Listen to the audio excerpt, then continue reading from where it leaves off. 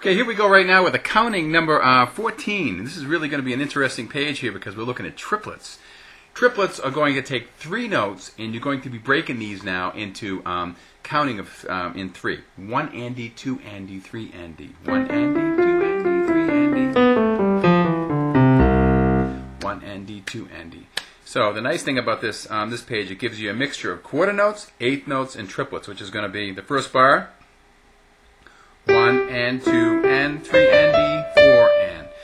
Typically when you have bars that are going to be experiencing eighth notes and triplet activity, you want to even count the quarter notes and the half notes, 1 and 2 and, so it keeps you into that kind of flow of dividing beats.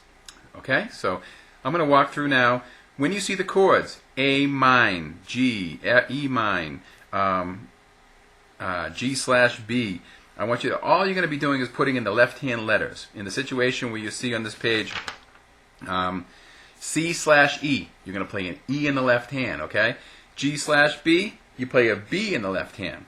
And on the A mine, B mine, all you're playing is just the letter in the left hand. You can play the letter anywhere you want. You can play it really low if you like. But this is something that should be worked on as a sight reading exercise where you can get used to reading the melodies through. You're going to have to figure out the fingerings here. On certain situations, feel free to pencil in a 5-finger or a thumb with the note with a 1.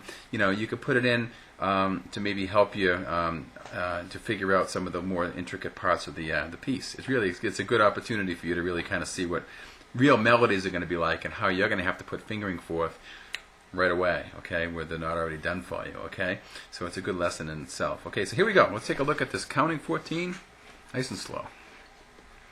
So we're going right through. 1 and it'd be like 1 and 2 and 3.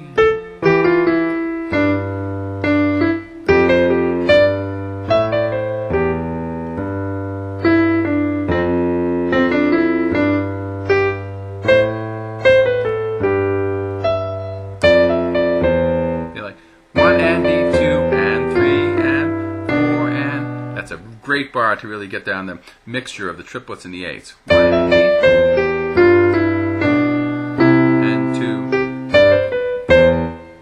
Third line.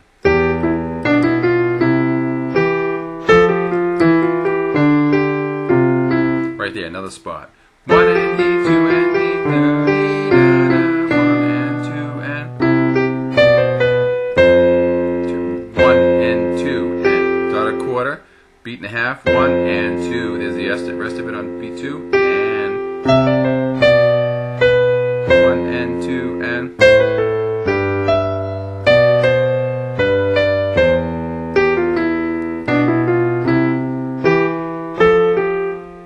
See, like that? 1 and D, 2 and 3 and. Okay, from 17. Play the left hands lower if you like.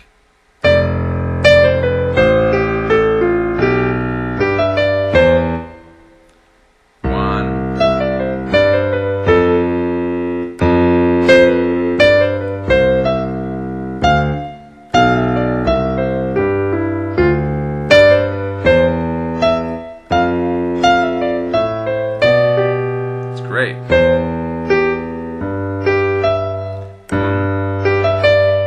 Okay, bar 25. Here we go. 1 and 2 and 3 and 4 and D.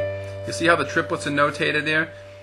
I just was reading that and I didn't see the 3 below that triplet, so I looked at it at first. It looks very quickly. If you look at it, it looks almost like an eighth note, but you have to really attach the 3 underneath or above the triplets. You'll see how they work, okay? I'll see how they're notated. Taking it from 26.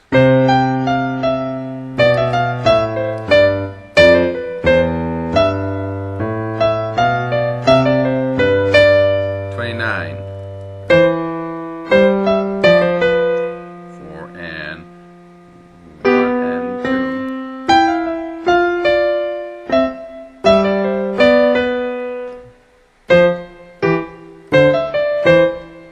Now 33. 34.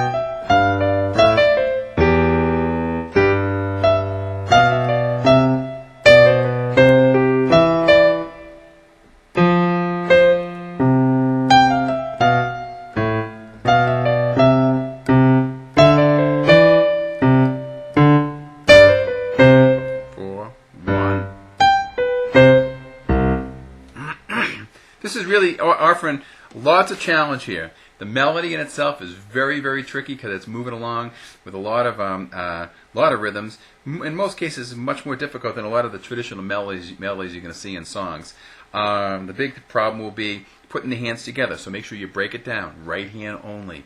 Then the left hand maybe only. Okay, or maybe play just the right hand. And what you can do is an interesting thing you can do is on each beat, if you wanted to, on each bar, you could, like the first bar you play, instead of playing the G with it, you could just play the left hand. 1, 2 N, 3 N D, 4. You know, I mean, a lot of times you can leave out sections of the bar if you wanted to just play the first note of every bar. You know, do da ba ba bum bum do do do dee da da da.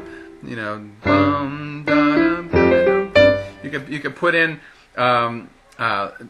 less of each hand before you put them all together.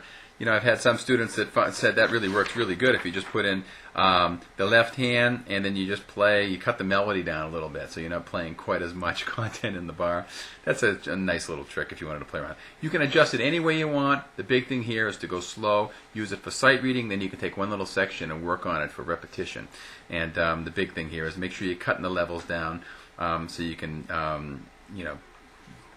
be challenged in every single particular goal break that you set. Okay, count 14, tough one. Be careful.